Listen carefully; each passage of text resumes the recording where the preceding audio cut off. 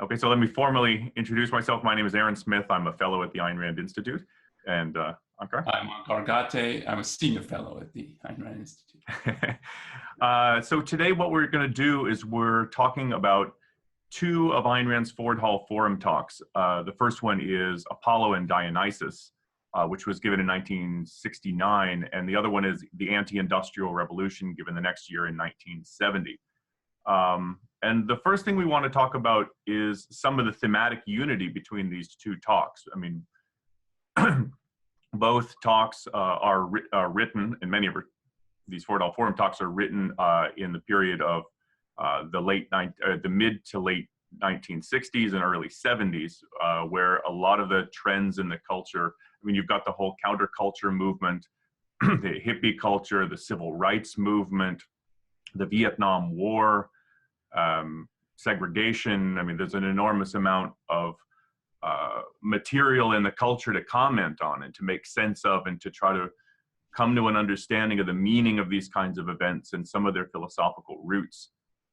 And in relation to the two talks we're talking about tonight or today, a lot of the themes center on man's relationship to nature, his attitude toward technology, and more underlying issues about one's attitude toward reason and toward emotions. Yeah. And I would say, in thinking about it, you put it as the counterculture. And on so many issues, Ayn Rand has very distinct perspectives. And this, for sure, is one. Her whole analysis of the counterculture, of which you get flavors in both of these talks, is she does not regard them as rebels. So that's very different from, and in terms of the way she thinks then of how a culture functions and how it plays out over time. I think one of the things interesting about both of these talks is she delves in a little bit to the mechanics of how I mean, that's my term, the mechanics of how this works. And she views the counterculture as a product and sort of their docile followers, I think is some of the phraseology she uses, of the cultural trends of the day and going back decades and indeed almost a century. And that's a very different perspective, that these are the opposite of rebels. Yeah, and you get that the deepest discussion of that in the cashing in the student rebellion, in quotes, and that's where she really talks a lot about that they think of themselves as anti-establishment, and from a certain respect, yeah, but not the intellectual establishment. And she treats it as they're the real products of the intellectual establishment, and so there's a respect in which it's not counterculture at all if you understand deeply enough what the roots of the culture are, the intellectual roots. Yeah, so we're going to talk a bit about sort of some of these themes and themes that cross both of the talks. And the last issue that we'll deal with is thinking about some of the material from the perspective of its relevance today. And I would put one other issue that I think we'll talk a little bit sort of just in the pieces, but then it's relevant to today, is you could put it as we put it, that she's talking about the counterculture and aspects of this, and also the reaction to it. So she's very interested in sort of the mainstream view, and as it's reported in the news and so on, of how they're presented, and if they're presented favorably and what is said about them. But if you zoom out a little more, she's talking about the morphing of the old, I mean, so she has an article, Left, Old, and New. So you can put it one way, of the old left into the new left. And there's a lot of discussion of that today. It will sometimes be put, if you've seen Dave Rubin, as the regressive left. I mean, others use that term, but it's a term in use. And it's similar to the issue of the new left. And it's interesting, and I think revealing and important, that she identifies this decades before most people do. Even, I mean, most people still haven't identified it, but even for those who do, and they think they're discovering something new. And this is something she knew well before they did. And it's because she has a philosophical perspective, not just a political perspective, I think, on the issues.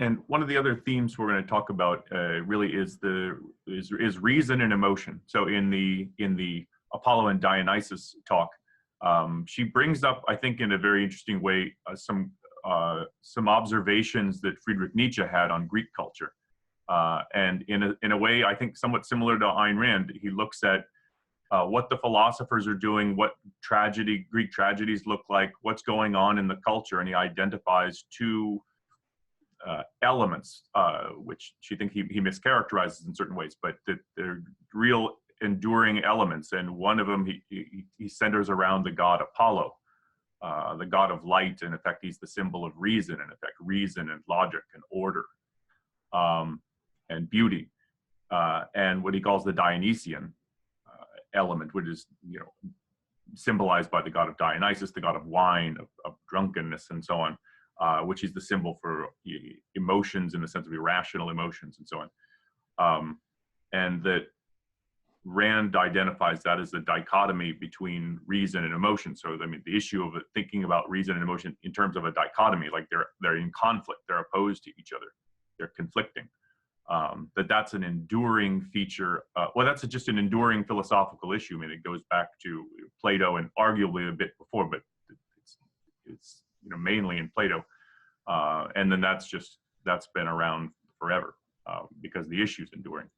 And she has a lot of comments to say about that, because the issue, you can reduce it to reason and emotion. They're two words, but there's a whole cluster of things that center around what you might capture in symbolically as thinking of it as an Apollonian kind of approach, is that of reason, order, science, technology, in Rand's view, individuality, and around the Dionysian, it's not just emotion, but it's emotions, mysticism, loss of control, merging into unity with the collective or group, that there's a whole phenomenon there that's worth capturing or conceptualizing. I mean, maybe we should start with that. She starts off Apollo and Dionysus about saying that there's an issue here, and the philosophical issue is reason versus emotion. And objectivism and Ayn Rand, she has a particular perspective on that dichotomy in the sense, and maybe, Aaron, you can talk a little bit about Plato's view of this, or at least Plato's view of it in the Republic, in the metaphors that he uses, because I think it's important that it's conceptualized as a kind of dichotomy. And there's something right about conceptualizing it as a kind of dichotomy, even though it's wrong to think of reason as opposed to emotion. And certainly from Ayn Rand's perspective and from objectivism's perspective, they're not opposing forces, but yet there's reasons why you might conceptualize it like that. And she's splitting that apart. And I think so. If you talk a little bit about Plato's view, and then we can contrast hers to that, and then how she thinks this issue plays out in what we're observing. Sure. I mean, I think in Plato, I mean, I think the two main things are, one, that they're different. Reason and emotion are very different, and that they pull in opposite directions sometimes, and they can seem to be distinct sources of motivation. You can think that something's right, but really want something different. You can think something's wrong, but have feeling like a real urge to do it anyway. And you get the sense that they pull in opposite directions, that they're opposed. And in Plato's view, is that reason pulls you in the right direction, and that emotions, not entirely, because to some extent they can be governed, but that there's a real element in man that is pulling him deeply toward the irrational and the evil. And in some respects, he associates that with the body, and with this world, and that reason is attuned to something higher, something nobler, something outside or beyond this world. So in effect, the emotions are associated with man and the body in this world, and reason is associated with another higher, better part of man that's connected with a higher dimension. And there's a respect in which that can be flipped too, is that reason is what pulls man away from his authentic self, that it's artificial, it's an overlay, it's rationalization, whereas your emotions tap into something deeper and more authentic and more instinctual and native in a way that I think Nietzsche's sensitive to that kind of way of thinking about things. And the way Ayn Rand presents it is that you have, I mean, in thinking about the counterculture or the so-called rebels, that they have abandoned reason and sided with emotion, but it's emotion in a debased sense, and I think that's important in the view. So a way you could put it is, it's really reason versus emotionalism. That her whole view, and I think this is now a more widely accepted view in psychology today, is that emotions are a product of your ideas and of your values, of what you think and how you evaluate. Take simple example. If someone burst into my room now, I'd be startled. I'm like, what is going on? And that's because I know no one's supposed to be bursting into my room. So I'd be very suspicious of it. And I would experience it as a threat, or at least a potential threat. And you have resulting emotions. So that they're a consequence of your ideas and should then be seen as derivatives. And an important aspect in life and an important aspect of developing yourself. And you brought the connection of reason and individuality, and she stresses that in the lecture. Part of developing as an individual is to think about the ideas and values that I've embedded in myself, which means in my mind, or putting it a little with a more value-laden context, in my soul. Like they're at the core of my being, they're what animate me. And you should really think about how you've programmed yourself like that. And do you agree with all of the programming that you've been doing over the span of your life? And if you think, no, there's things that are wrong, I've got to reprogram myself. So her view is that you need to pay attention to your emotions, analyze them, introspect, think about them. And what you're trying to bring is your emotions in alignment with, and that's the experience of yourself as a total being who's both on the side of my thought and of my automatic reactions to my values. I experience that as they make sense, they're in harmony, there's a unity. If you don't examine your emotions, you can't do that. And that's the emotionalism really means that you're treating your emotions as primaries. And she'll often use, I don't think she used it in these two lectures, but as irreducible primaries. And that means unanalyzed, that they're not subject to any analysis. You can't investigate the source of them and whether the source makes sense or not. And as she puts it, it's the irrational emotions. And part of that means unexamined and an unwillingness to examine one's emotions. So it's a surrendering to emotion. And then like you look at these people and you think, yeah, there's people who follow reason and there's people who are emotional. And you might think, well, this is something readily observable, I think, throughout life and throughout history. And you might think, yeah, there's a real dichotomy between these two, but there doesn't have to be. But I also think that to the extent that you don't introspect, that is how it feels though. So, there's an element to that where you say, if someone says, yeah, it's a conflict between reason and emotion, and that they just come unbidden, and you can't make sense of them, and that there's just that aspect of me. But that can be really how it feels. If you don't understand them, then you don't say, oh, I know why I feel what I feel, and should I feel that? Should I evaluate the things the way I do? And if you don't have that perspective, there's a real sense in which that's exactly how it feels. So you can take that, how things feel as introspective data for the truth of the dichotomy. And and to the extent that you don't do that and continuously don't do that, that's exactly how it is. Yeah, and then if someone gives you a theory that, well, it has to be like this, it not just is, but it has to be like this, you think, oh, okay, yeah, I can accept that. Yeah, and I think that's one of the things that's a deep thing in objectivism, is this idea where I think the philosophical theories and ideas that one is drawn to, inclined to accept or agree with, the inclinations toward one theory or another things are often shaped by how much thinking you actually do, and how much darkness or unintelligibility and so on is in yourself.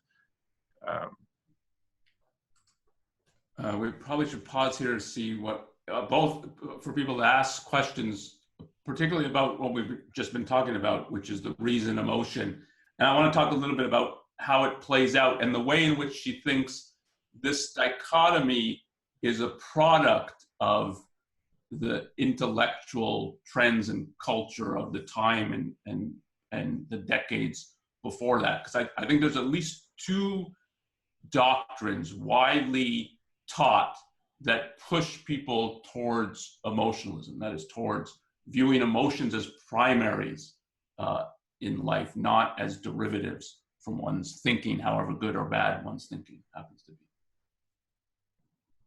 So we have that.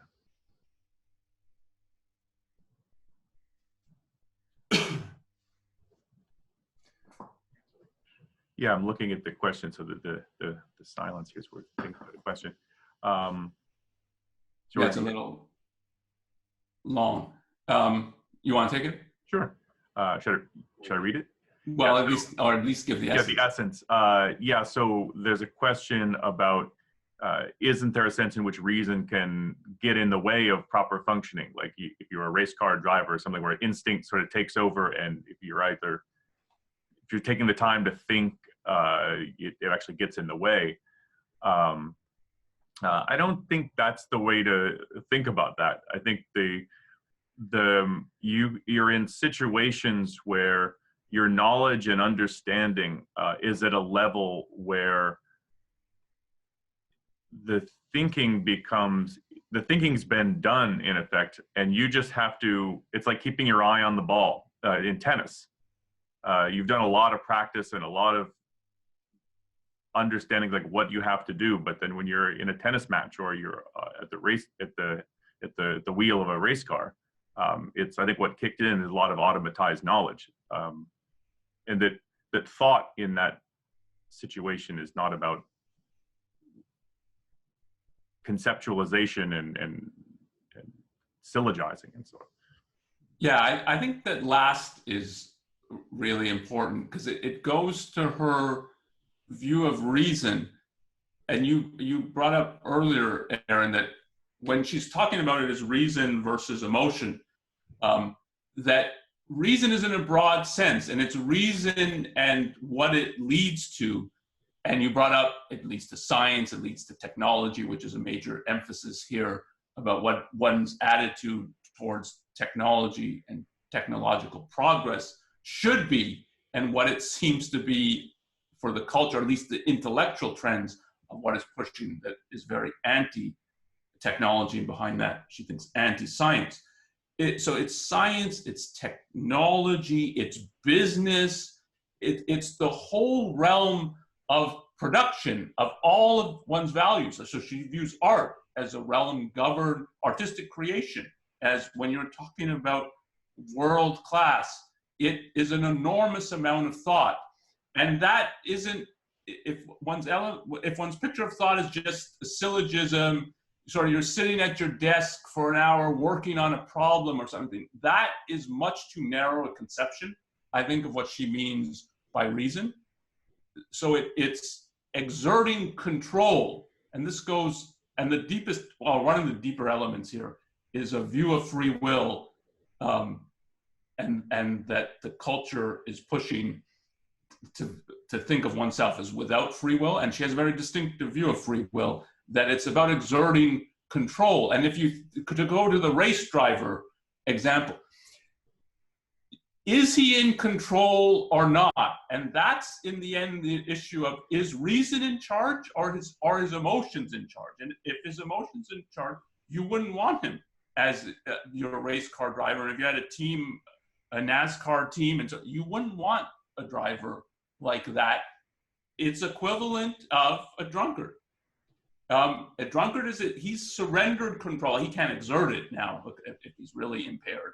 And he still functions, he's still conscious, there's still stuff going on, he still experiences some emotions and so on, but he's out of control. And that's the issue, that the surrender of reason to something else. In this case, it's a drug-induced, but you can do it without drugs.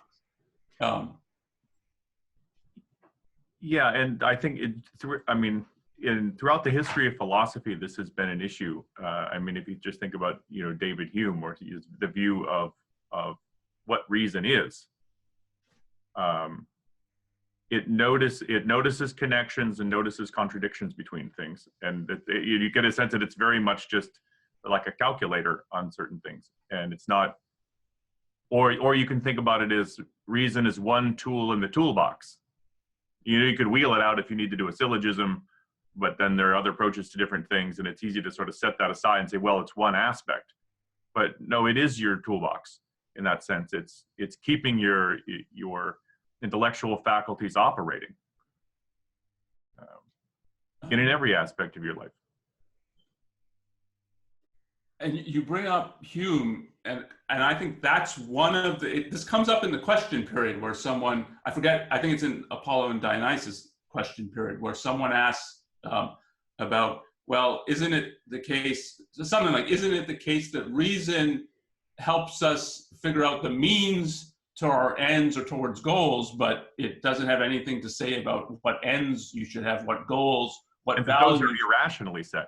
Yes, and that is, so I think this is when she talks about the way in which the intellectual trends have pushed towards and pushed towards emotionalism. This is one of the major elements that when you get to the field of values, particularly moral values, but it's really values more broadly, reason doesn't operate. Reason, you can use reason, so what do you use? And in the end, and she uses these kinds of phrases, instinct, urges, your intuitions, and her view, and I think this is right, when you what does that really mean? What is an urge? What is my intuition? What is now I'm trying to function not by thinking and exerting control, but my intuitions. It's your emotions. In a broad sense, it's these automatic reactions. That's how you're to function.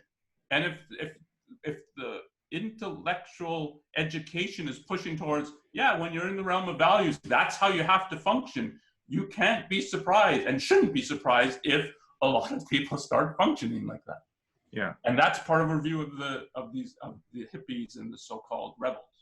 In relation to that, we got another question about other than bad philosophy, what motivates people not to take reason as supreme in practice? And I think it relates to something that you were saying is, if you associate emotions, what you want, with the realm of values, I mean, and you ask, well, what would motivate people to not think of, and if you think of reason as, well, it's how you figure out how to get stuff. But when it comes to what do you want and what's important to you and what do you like? What do you respond to? I mean, that taps into the whole realm of values. And yeah. And let me put on the table another element. So I think one element that when she's talking about these are products of the intellectual mainstream trends. They're not rebels at all. One major aspect is this, the supposed dichotomy between reason and emotion, and particularly in the field of values, that you cannot function by reason. So for guidance in life on the crucial question of what should I do, you have to in one way or another proceed emotionally. And then even you can put it, as we've been talking, and sort of this dates back at least to Hume, of reason's instrumental, it helps you figure out your ends and goals. But there's even a suspicion about that if we mean reason in the genuine sense of an abstract, conceptual, principled perspective. Even on the issue of means of reaching a goal, that you have, and that the universities have been teaching, when we're talking now by the late 60s, have been teaching pragmatism in one form or another. And this comes up in many of Ayn Rand's essays, where she talks about that what people are being taught is pragmatism. That makes what pragmatism is, in a nutshell, or its effect, is to make one suspicious of principles. That you don't really function by means of principles. There's something impractical.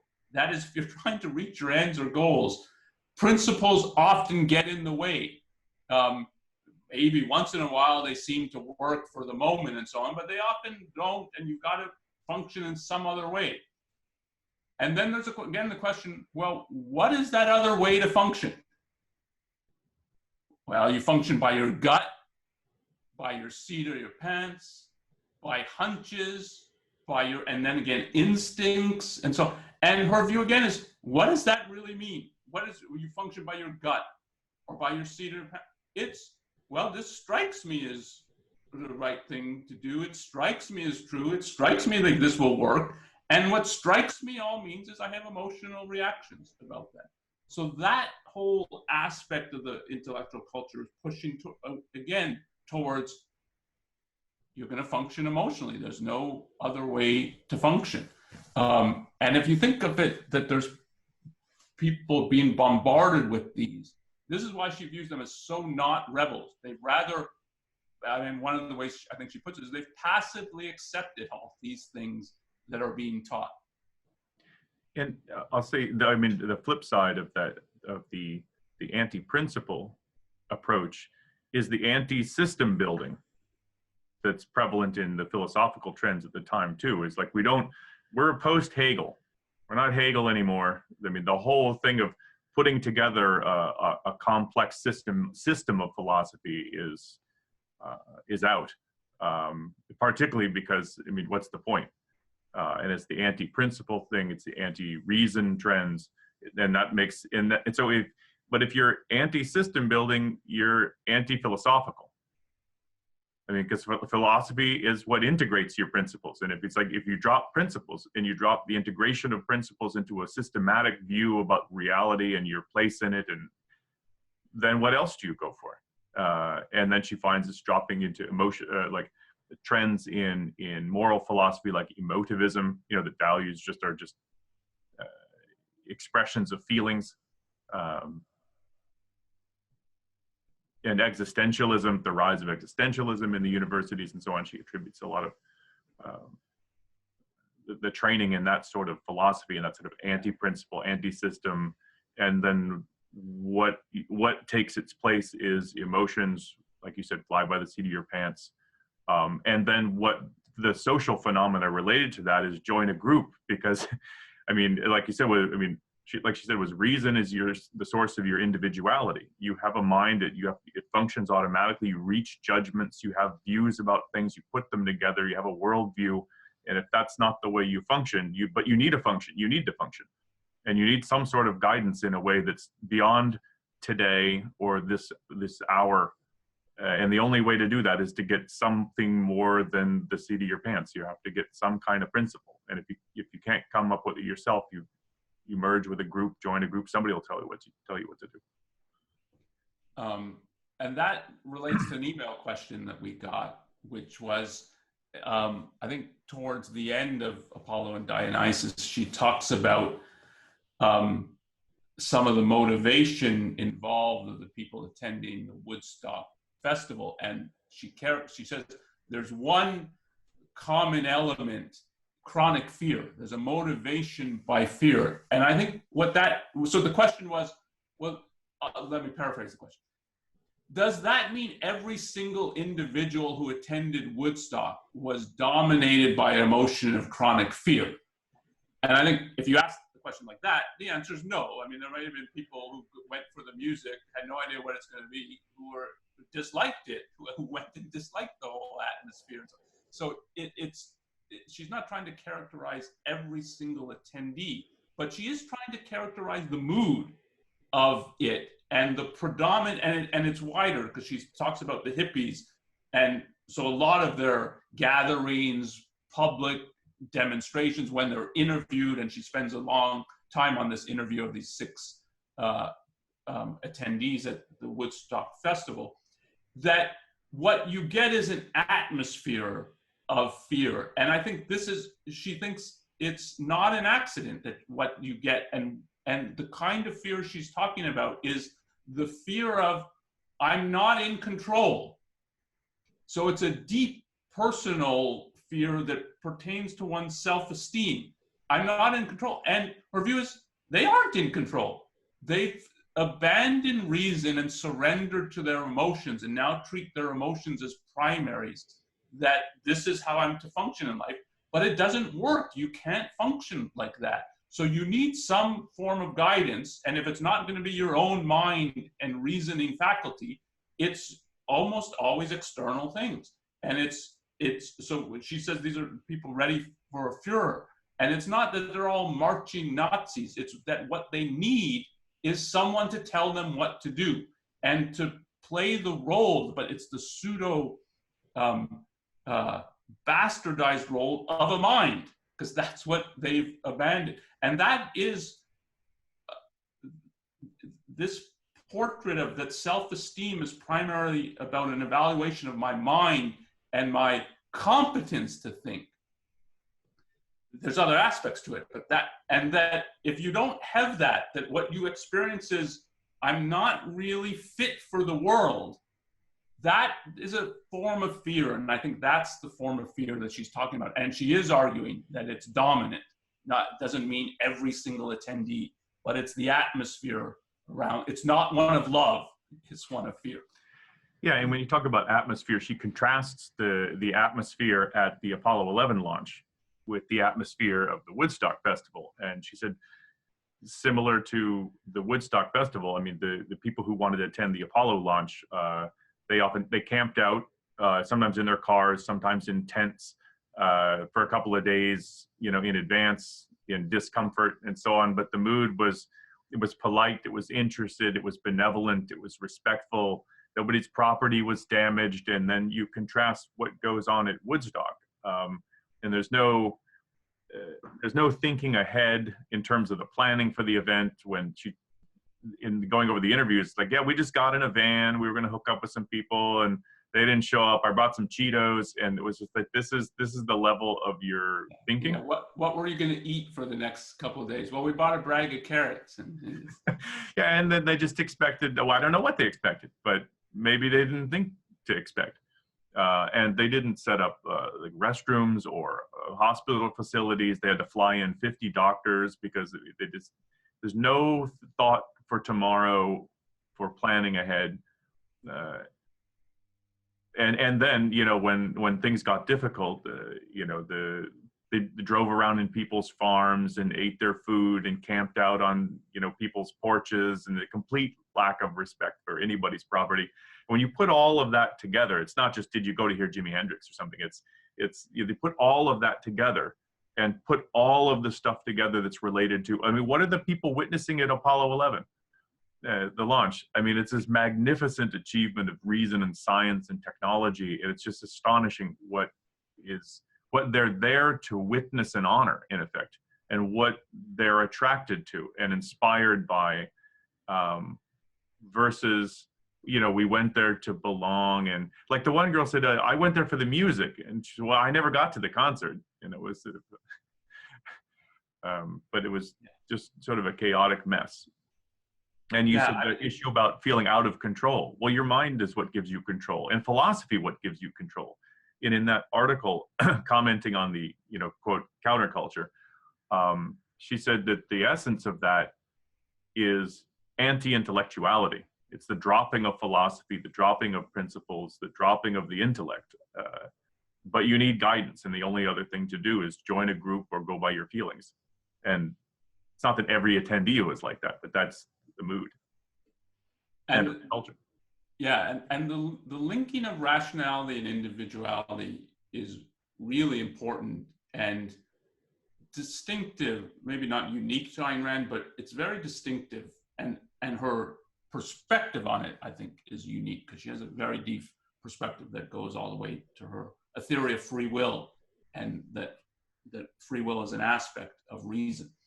But just at the level that she's dealing with it, as you brought up about the contrast, and it just making this contrast, I think, is so distinctively Ayn Rand, to juxtapose these two events, Apollo 11 and Woodstock, and to think of them in relation to one another and what you can learn, because they're both significant events in the sense that they were experienced as, this is culturally significant. But what is the significance of these cultural events? And that you're dealing with individuals that, for the launch of Apollo 11, a major aspect is, as you were saying, that they're responsible for what they're doing. And you could look at it as, well, this is a big mass gathering. Isn't that, like, what does that have to do with individuality? Isn't that the opposite of it? But they're there as individuals who are responding, but responding individually to the same values. And so she talks about it's a unity, but it's a unity of individuals because they could articulate why they're there and why they think that this is unbelievable that we're putting a man on the moon and it represents the best of America and what we like about America. And if you contrast that to, so it's both at the level of taking control for their thinking, but taking control for their values too. They could say something about their values. And you contrast that to the interviews of the Woodstock, and it's love. But what do you mean by love? And they can't articulate anything. And this is the sense in which they're both collectives, but one is a collective of collectivists who have no actual individuality, even though they're portrayed as, these are rebels, so they're individuals rebelling against the establishment. So her view is that there's no genuine values there. And that too is an aspect of collectivism. It's just, I do these things because other people do them, not because I have any view about they're actually good and why they're good. Yeah. And yeah, I wanted, if we can move to some of the relevance of these kinds of things today. So, I mean, Ayn Rand's giving these talks in 69, 70, and going back to the earlier Fort Hall forums to 1961. It was 1961 to 78, I think. Just every year she was giving talks. I think she gave one in 82, but there's a break. But do you think that these kinds of, so a couple of elements. One, in terms of relevance for today, is the relationship between the intellectuals and the people. She's always drawing this distinction, is like the intellectuals, she said, are predominantly on one side and the people on the other side. And it's important, like, which side? The people are more on the side of common sense rationality. They just, in the sense of common sense, they like science, they like progress, they like achievement, they like success, and that's their sort of, yeah, that's their knee-jerk response, is that's what appeals to them. And the intellectuals are not like that. I mean, not all of them, of course, but there's a major trend in the intellectual culture that looks down on that, on a lot of that. And in both of these talks, she emphasizes the difference between these, like when it comes to the anti-industrial revolution. She said, it's hard to sell the American people on give up your cars and your washing machines. Like, that's crazy. That doesn't make any sense. That would mess up my life. But when the intellectuals talk about it, they sneer on that as middle class. And similarly with the Apollo and Dionysus talk. She said that the commentary on the public response to the Apollo 11 launch was surprisingly superficial. like really superficial. That would tell you the unity, and so that there wasn't any real understanding that that they're responding to profound values. And it's the same kind of values that some of the intellectual commentators who were talking about the launch. It's like, well, it's gadgetry, it's the latest technological example of hubris. You know, we're going to burn it. It's this. Yeah, it's going to take us down. The focus on technology, and we're going to lose sight of our souls and what's really meaningful. I mean, you can think of it as Neil Armstrong expressing much more the attitude of the American people: one small step for man, one giant leap for mankind. And it's the issue of moving forward, of progress, of technological achievement, and of building achievement upon achievement. And this is sort of like a stop if you're thinking drawing out achievement. Like, this is a major achievement to be able to put a man on the moon. And the sort of the commentary, most of the commentary, or the predominance of the commentary in the news about a kind of sneering undercutting at it. It's exactly, don't think of this as a giant leap for mankind. Don't think of mankind as something good, something noble, something that can progress. And that she thinks, I think, is a major ongoing conflict, particularly in the US. That the intellectuals are pitted against the country after the founding, and that means in the end against the people. So she said the biggest divide in America is between the intellectuals and the people, not rich and poor, or like now it would be, it's not geographical and so on. It's this. And I think in thinking about the relevance of today, I think some of the way she thinks about some of the mechanics is relevant, and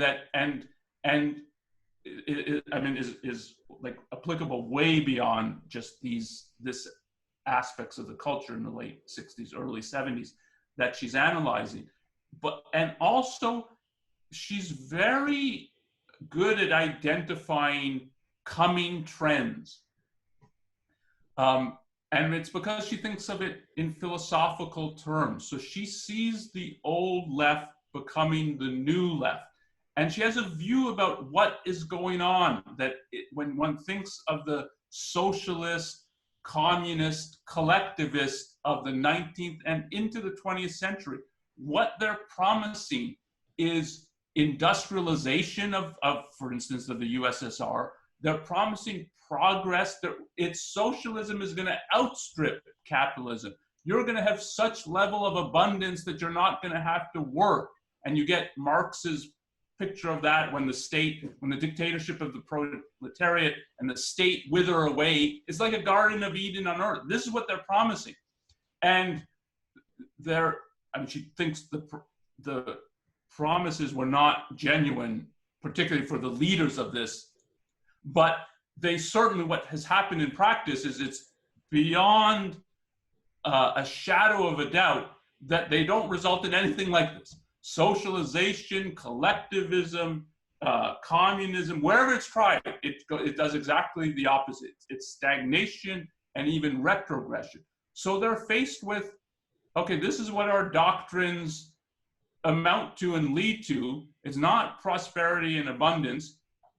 Do we abandon our doctrines, or do we abandon prosperity and abundance? And her view is their choice, but it's a choice of particularly the intellectual leadership, is they abandon progress and abundance. And now it's, and they tinker with their they tinker with their but it's a tinkering with their doctrines. The essence remains the same. And now what we say is abundance is the problem. Yeah. And prosperity is the problem. And the problem is all these factories. Not we're going to get all these factories, they're the problem. Yeah, and I think that one of the harder things to get at and to understand is, she says though that, but the motives are the same. The underlying motives are the same. So the old left essentially used, they bashed capitalism, and they held forth this Garden of Eden communist paradise as a value. But the aim was to smash capitalism, not to offer values in the future, and that it really is really stemming from a hatred of achievement.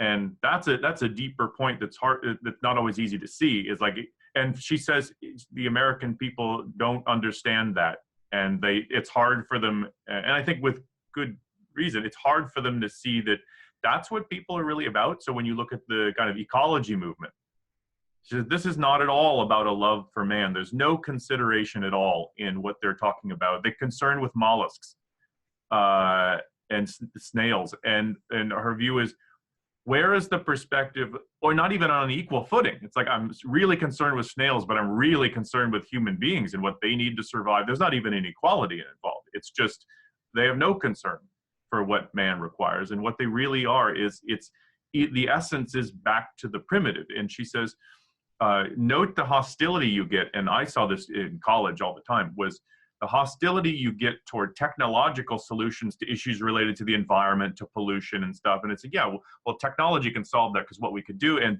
that's immediately the pushback is no, because what they say is, then you're still on the same drug, is their view. Sort of like, technology is what's the problem, and we need to wean ourselves away from technology. And Rand's view is like, when you think about what technology is, it's the life-saving. It's the time-saving, and to be anti-technology it's actually that it's an evil trend, but it's hard for people to grasp that the motive could be destruction for its own sake, and that's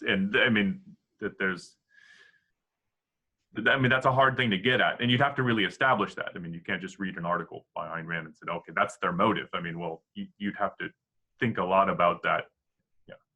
And the they is important to get the referent of the they, because it's not that every person who has some sympathy in part or even in whole for the ecology movement she thinks is motivated by this, but it's the leadership, and you need to understand that.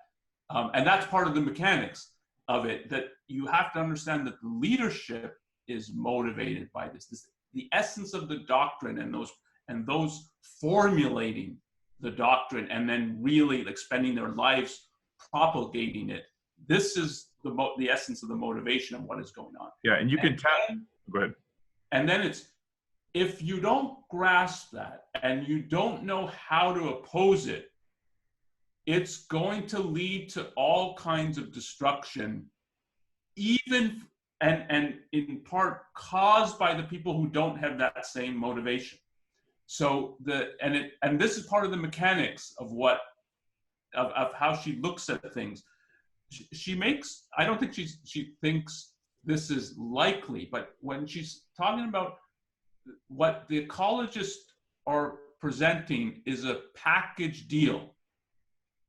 And she thinks most of the bad trends in at least the 20th century, but I think earlier than that, they're spread by package deals. So a package deal is a combination of things that differ essentially, and you could say they differ in their truth value, like you put the true and the false together and say you have to accept all of this or nothing, or they differ in their value significance. You put good and evil together and say you've got to accept all of this or nothing.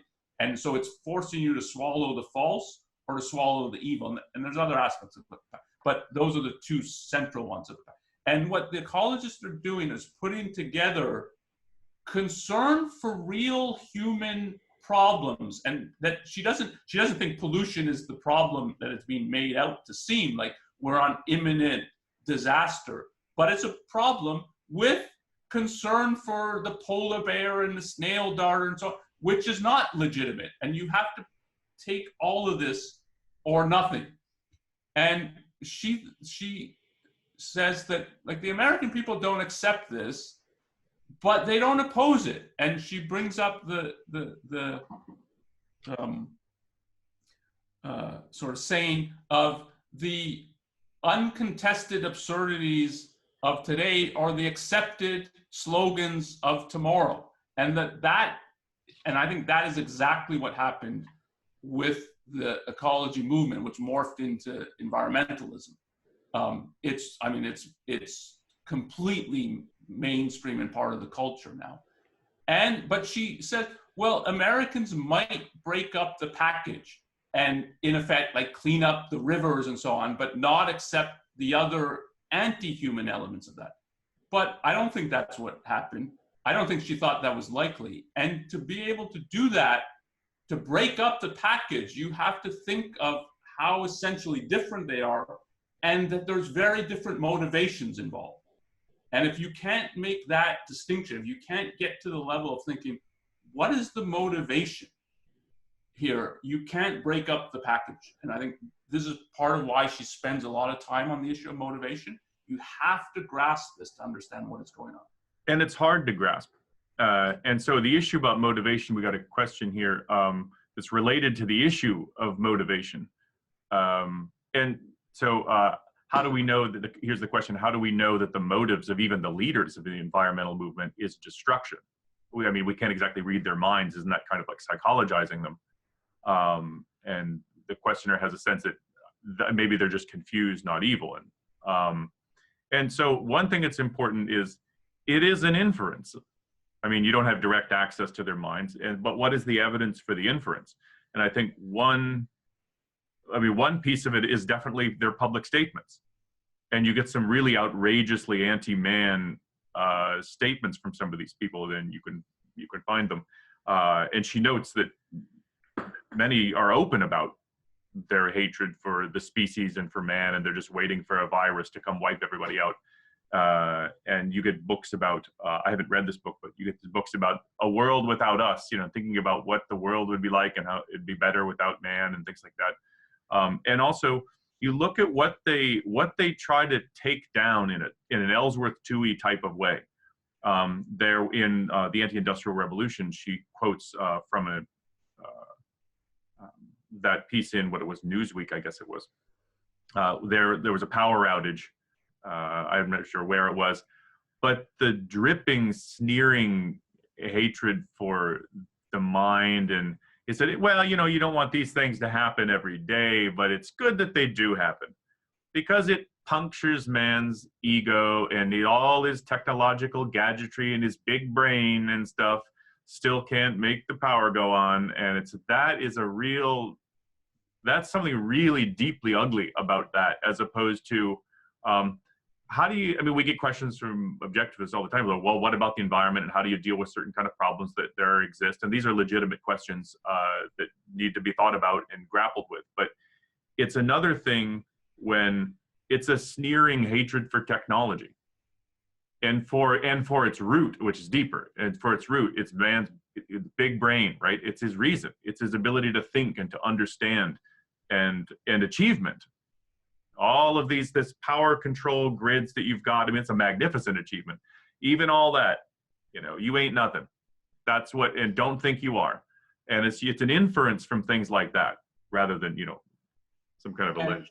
Yeah, it's for sure an inference. It's an inference from things like that, and more. So one shouldn't think of it as, when one's thinking about motivation, it's not, I'm not going to go into the whole issue of psychologizing. You can, as in many things, corrupt a proper process. And when she's talking about psychology, it's a corruption of something. You have to, and do as a matter of course, think about the motivation of the people you're dealing with. People do this all the time in every walk of life. You're hiring a babysitter, you're hiring an employee, you're starting a business with someone. You want to know what their motivation, you're trying to figure out, like, what is it, why do they want this job? Do they even like it? Is it going to be 6 months now? They're going to do something else and go away because that's their motivational structure. So you can't think about people if you think of them just as, all I have is their actions and statements, but I don't think about anything of what's actually going on in their head. When you're thinking of their actions, it's actions as caused by their mind. They're statements as made by a person's mind. So you think about this all the time. And if one's thinking of the type of evidence that she's giving, so part of what's important is she views this as a trend. So it's not some person who delivered some paper at some scholarly thing and said, what is their motivation? This is a wide cultural trend coming from somewhere. So part of the motivation is, and she even says once in a while, you might early on give the socialists and collectivists some benefit of the doubt that what they really were about and concerned with is elevating people. And you can see this, for instance, in We the Living of Andre, who's a die-in-the-wool communist. His motivation is he thinks he's going to help raise people, everyone to his level. He finds out that communism doesn't do anything like that. It does exactly the reverse. It grinds people into the mud. And then there's a question of, what do you do when you face that? Do you face it and say, oh my God, I've given half my life to corrupt ideas and I've been spreading these and it's not helping people, it's hurting people.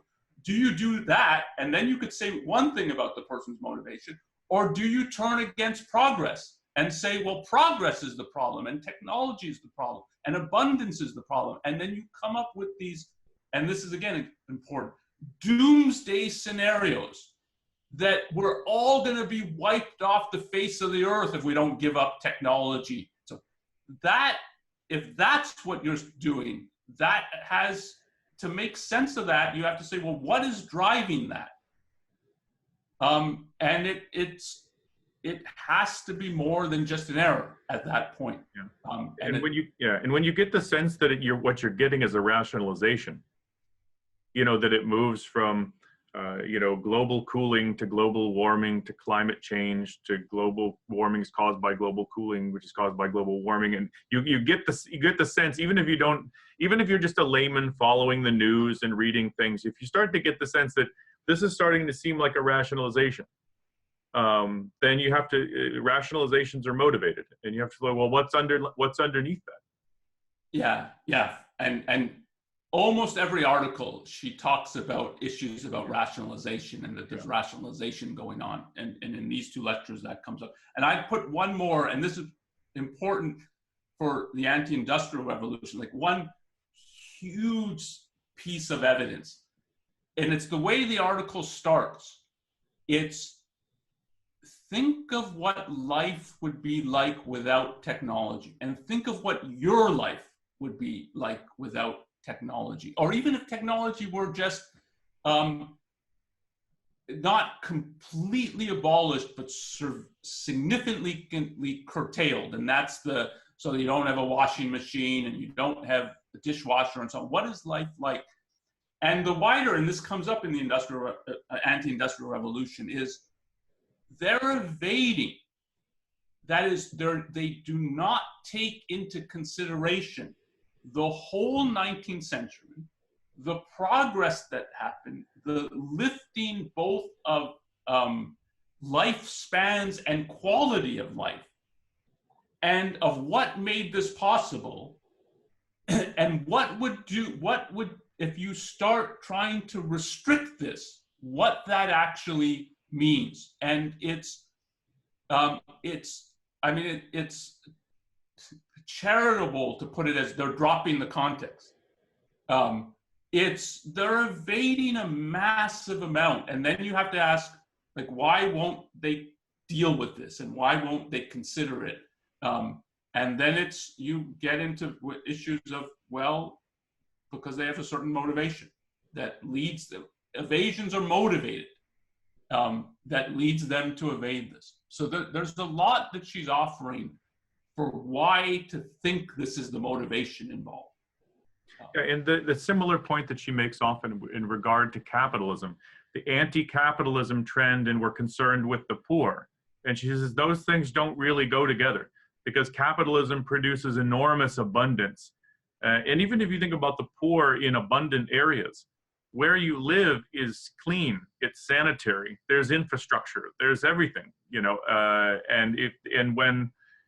and then she says the constant trends from the Pope, on down, about that capitalism is bad, they're Marxists and so on, and the motivation isn't really to help the poor, because if it were, they'd become champions of capitalism overnight, and they wouldn't be concerned about there's distance, there's a gap between, what the poor have and what the wealthy have, but the poor are way better off, and if they're advocating communism because they're concerned with the poor, that's massive evasion there as well, or dishonesty, because you actually look at the communist countries and they're disastrous and they're starving.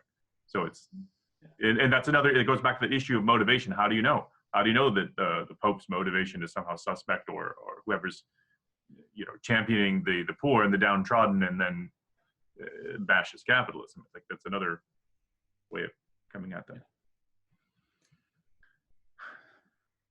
So I see we've got a Facebook question here. Oh, this has to do, in essence, with the what is the name for that? The cautionary principle, in effect, with regard to the environment. So the question is, I have a friend who has unconsciously applied Pascal's wager to climate change catastrophe. In essence, we have to take man-made climate change seriously, because if we don't, the risk of being wrong is too great. How do you argue with this type of mentality? Well, Pascal's wager had to do with God, belief in God. If you believe in God, there's no God, no big deal. If you don't believe in God and there is a God, you're in big trouble. So the risk and reward issue, and he's applying this to the issue of climate change. Well, there are two issues. One, what should be your response in that regard? Forget the person and the mentality involved. But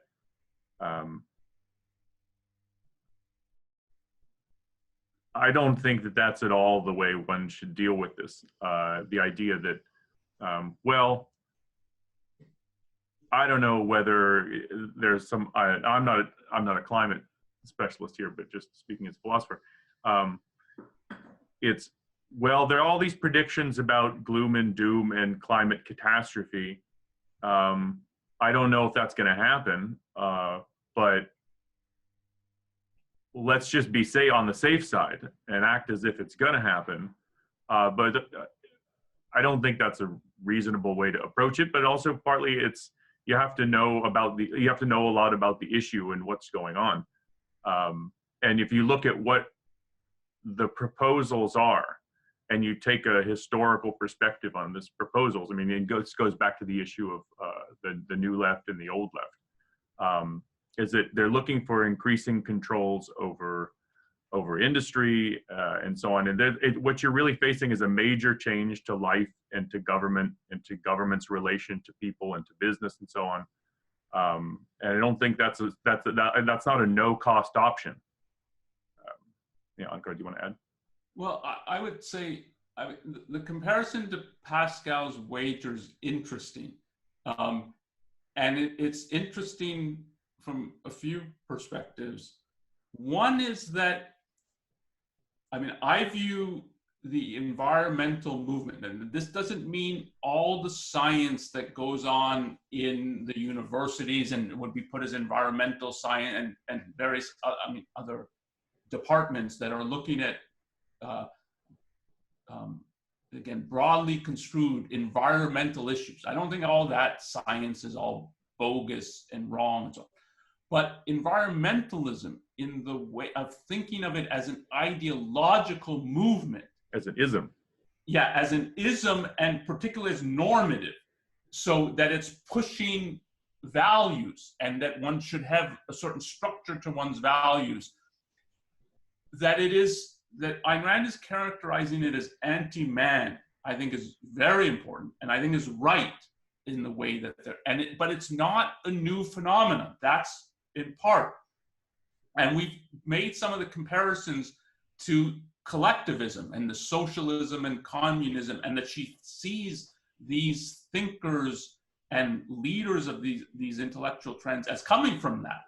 And you have to understand that they're coming from that. and they're reacting to certain things, but they're reacting to it in a framework of what their kind of wider ideas and philosophy is. That's one point of the comparison. The other point of comparison that comes up in both of these lectures and also in other of Ayn Rand's writings is religion. And the essence of religion, particularly, I think, the Christian religion, is anti-man. And this, I mean, you can find this if you want to read sort of Ayn Rand's perspective on this. Read or reread Galt's speech in Atlas Shrugged. And the points that, so she talks about the mystics of spirit and the mystics of muscle. And in the mystics of spirit are the religionists. And again, it's the formulators of the doctrine of, and it's the Judeo-Christian doctrine that she's focused, not exclusively, but predominantly focused on. And it splits man in two, and it's, so reason versus emotion, for instance, that conflict is all over the Christian tradition, mind versus body. And it puts him at war with himself. It is to make him feel guilty and perennially guilty, guilt that you can never get out of. And if you hold yourself as moral, well, now you're committing the sin of pride that you've got no, and you can't get out of the guilt, and it scares you to death.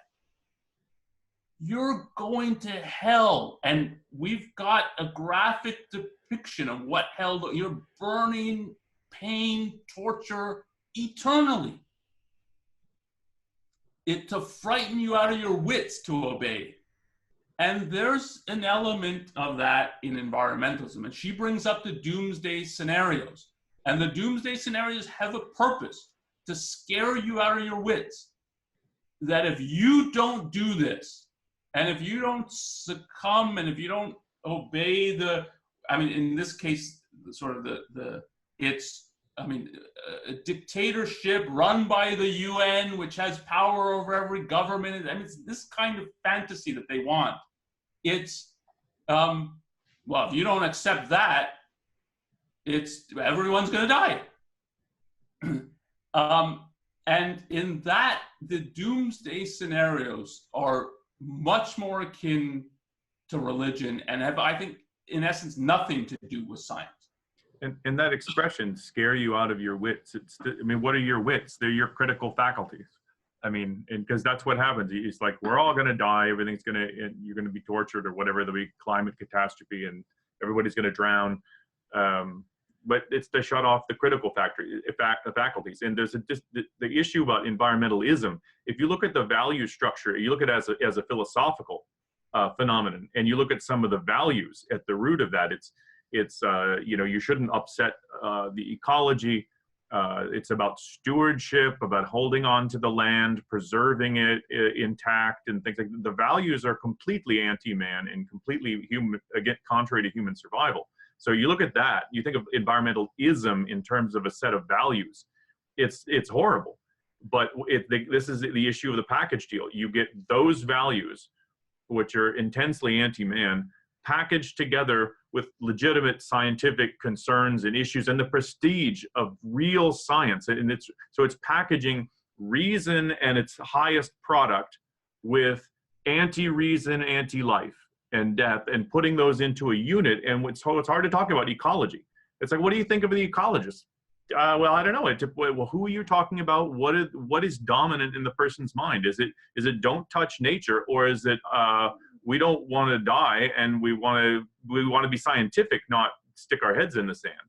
And she gets asked in the question period, well, don't you think ecology has some, I mean, it's science, right? It doesn't have some legitimate use.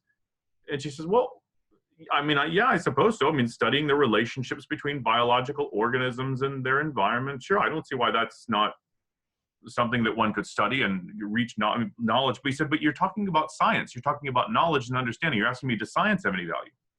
Of course, science has a value, but when you package it together with these like really anti-man things, does it have a value? No. It's an intense disvalue. Yeah. And I mean, to close this on this question, to relate it now directly back to Pascal's wager, part of why Pascal's wager should be completely unconvincing is it's a complete fantasy. And this, I think, is similar to the doomsday kind of predictions. It's a complete fantasy. So you cannot put any probabilities on the various alternatives. Indeed, I would say that for the existence of God, that the probability is zero. It's a contradiction in terms in the end, I think. But you can't say, so why would he like people who play Pascal's wager? Why wouldn't he think this is the stupidest thing I've ever heard of? And you're for sure going to hell if you play Pascal's wager and you believe in me only because the risk of it. I mean, you can invent all kinds of other possibilities which are not real possibilities. They're just complete fantasies on which you cannot put any probability. So you can't reason from that perspective. You can only reason from when you have evidence for things. And there are times when you have evidence only, like there's a lot of medical decisions like this, that you've probably got this. If you don't do the treatment, it can really end up bad. We're not certain you've got this. So do you want to do, and the treatment's not that pleasant for some disease, and you have to think about that and say, no, I'm going to do the treatment because I don't want to risk having this really bad outcome if it turns out that I have it. But you have evidence for all these things, and real evidence that you're weighing, and that's exactly what is missing from Pascal's wager, and it's missing from these doomsday scenarios. They're not scientific anymore. When it's similar, and this comes up in the, I think came up in the questions, I forget again which lecture, of the population. Like, we're gonna have a population bomb and it's gonna destroy us all, we won't have anything to eat, and so on. That is not a scientific, that's a doomsday scenario. She points out all our evidence points in the other direction, that we can sustain massively bigger populations if we allow reason, freedom, and technology and science to function. And so it's not, well, maybe we should limit populations because there's a little % chance that we're going to destroy ourselves. No, there's nothing on the side of thinking of that. And that, I think, is the status of these kinds of doomsday predictions. And she has the same view about leaving reason and science and technology to function with regard to environmental problems that can arise as well. And they don't really think about the other side, like what is the downside for your solution? And I mean, what does population control mean? I mean, does it just mean teaching people that maybe you should probably have fewer children? It's reducing the number of humans. Yeah. And some advocates by forcible means. Yeah, a lot of them. Yeah. And that goes again to the motivation. Like for me, when I hear someone who wants to engage in population control, my view is I'm almost for sure dealing with someone bordering on a monster. That he thinks he can dispose of people's lives and decide who lives and who dies. Yeah. So we got a question here. Do we want to take a couple more questions of a general nature? Yeah, I was just we should do that. So sure, go ahead and surface them.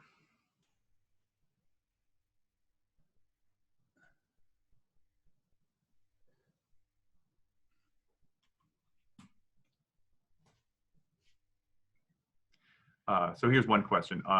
Ayn Rand uses the term contradiction in terms in many of her writings. For example, in the anti-industrial revolution, sorry, the question just moved. The anti-industrial revolution, she says, restricted technology as a contradiction in terms. Could you elaborate on the meaning of this, of the concept of contradiction in terms? I think in this case, is that you can't have the one together with the other at the same time. Technology is, I mean, in Rand's view, technology, what technology means in the end and what it requires and what it involves is an ever expanding range of knowledge, an ever active mind applying itself to the problems of science and survival. And to restrict that means to say, Well, what we want is an ever active mind applying his scientific understanding to his life and to improving it, but not ever expanding. Some aspects he needs to shut down. And she says, once you start closing off avenues of thought, you're not on the premise anymore that technology requires is an ever expanding, always active, in any branch. You're thinking about this. It's the wide, it's the endless horizon of, for the intellect and for science. And to say it's restricted is to say, don't think in this area, or else someone will tell you how to think in that area. And once you do that, it's not thinking anymore. It's obedience and it's compliance. And obedience and compliance are the opposite of thought. And so, I mean, she's not saying you can't restrict technology in the sense that, okay, no more microchip development. I mean, you could do that, right? But she says that you're not in the realm of what's compatible with the root of technology and its long-term survival. So if you think about this as a whole approach to things, you can't put them together. And I would put, this comes up in the question period, and the way she answers some of the questions and the way she formulates them. And I think this is the way she's thinking of it. And it's a very interesting kind of comparison or perspective. She talks about planners. And they're going to plan technology. So restricted technology is like you have technological progress, but it's planned, we don't have too much, but because that will kill us all. We don't have too little, so we're not saying back to the cave. We're going to plan this, which means we're going to have central planners doing this. And that language of planning is coming from the earlier collectivism and the socialism, communism. And you can think of it in sort of the central instance of it is central planners of the economy. So we're not gonna have, as they would put it, the chaos of a market and all these people making individual decisions and choices, and we can't understand how this all works. We're going to plan this all. We're going to plan how many shoes are produced, how many pencils are produced, how many homes are produced, and it's going to be all run by the government. And her view of that, but the economic view of that is what you get is not sort of low growth. You get complete chaos because you can't plan. Nobody can do this kind of thing. One of von Mises' books, I forget if this one is listed in the bibliography of Capitalism, the Unknown Ideal, is planned chaos. And the meaning is when you try to do this planning, what you get is economic chaos. And I think she thinks of it the same now in regard to technology, which is really sort of an aspect of the whole economy. So if you're putting planners doing this and think we're going to manage what research is done and what products are developed and what comes to market and so on, what it means is widespread destruction of technology and all kinds of things that would have been invented not being invented. So it's chaos, and it might function in a certain way for a while, but their portrait of we're managing this, that I think, and for the reasons you were saying, Aaron, that these are the decisions and knowledge and then values of individual minds pursuing lines of thought, of questions. Some end up as dead ends. And the idea that you're going to have some government officials planning this is a complete fantasy. What it means is destruction. Yeah, and another point she brings up in that regard is that there was increased knowledge about the field of medicine from the research and understanding they had to do to get the Apollo 11 launch functional. Because you don't know where innovations are going to come from. You could be studying gene therapy and find out something that's relevant to agriculture. Or you could find out something that's relevant to some other field where you never thought that there could be a connection. So, and she says, if the mind isn't left free to follow all those leads, every single one of the leads, the better minds start to also leave the field. And the people who want to listen to a biology czar, or a genetics czar, are not the kind that you want running. That's not the way progress going. So she's also talking about the restricted technology and so on. She's talking about a long-range perspective. It's not that you say no microchips can be built or no more gene therapy, that everything just collapses. But it was similar to the economic issue. Is, yeah, you restrict it in the air. Okay, we're going to leave the economy entirely free, but we're going to have a central bank or something like that. Because of the kinds of disconnects that involves and the way it influences businessmen's choices and economists' choices and things like that, it grows, it creates problems. Those have to be dealt with, and if you don't get rid of the problem, it just grows. And the same thing is true with technology. Yeah, I think we do one more. Okay, one last question.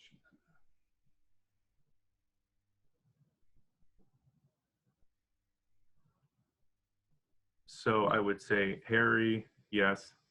Emily.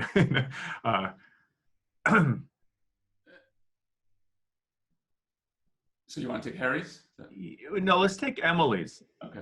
question. Is the bromide, that's good in theory, but it'll never work, rooted in the reason versus emotion dichotomy? I don't think it's reason versus emotion.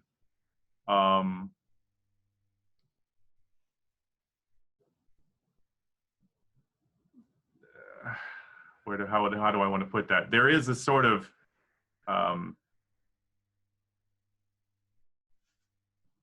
you take this because I'm not sure I want to formulate that because is the idea that something's good in theory but would never work in practice, is that rooted in the reason and emotion dichotomy? And I don't.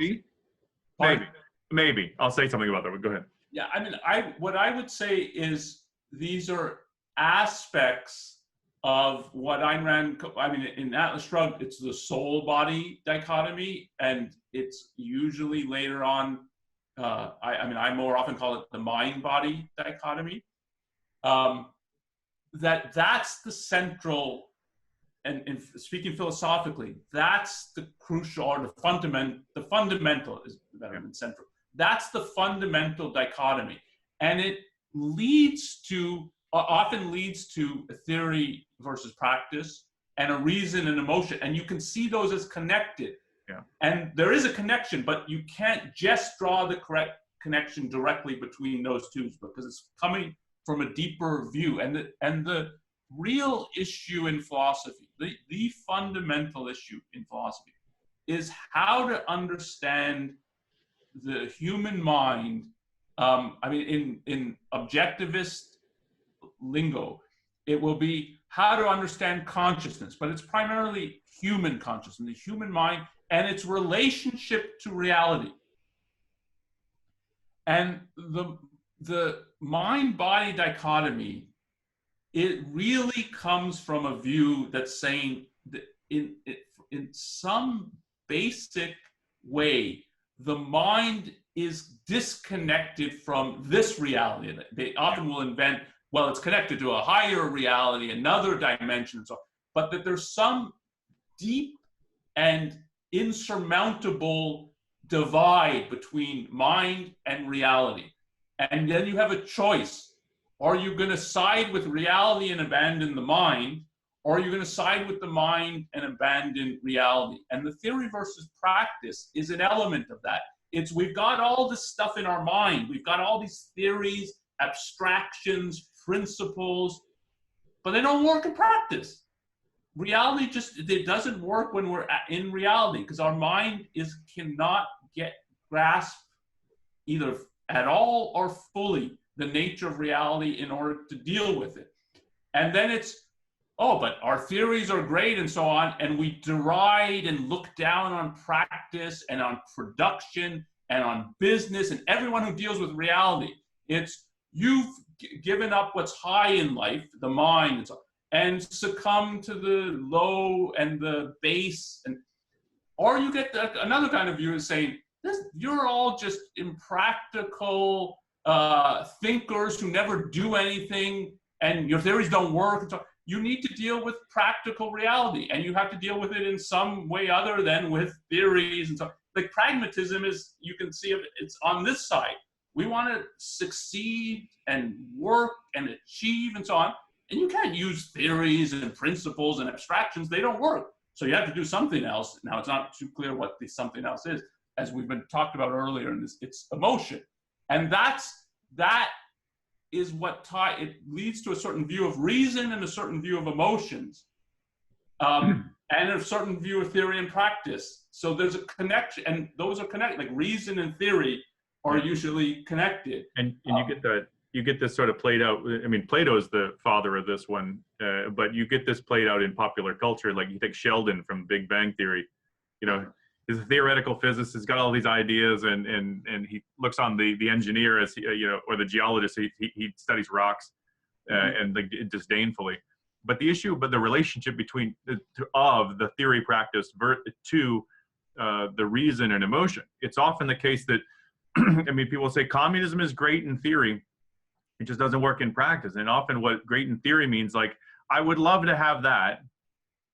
It's like that's what I long for wistfully, but look around, it doesn't work, and so that can be tied into the reason emotion issue. I think we're out of time, so we need to wrap up. So the next webinar we're going to be doing, like I said at the outset, is on living death.